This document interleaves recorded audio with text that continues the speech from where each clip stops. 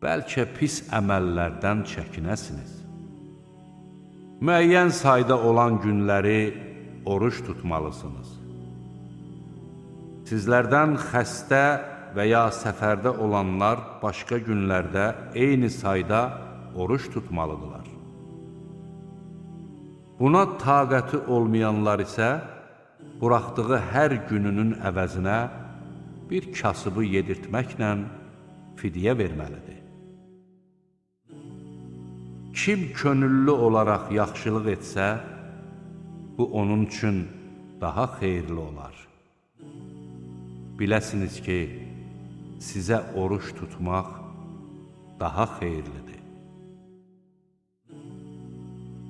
İnsanlara doğru yolu göstərən, bu yolun və haqqı batildən ayırt edənin açıq-aydın dəlilləri olan Qur'an Ramazan ayında nazil edilmişdir.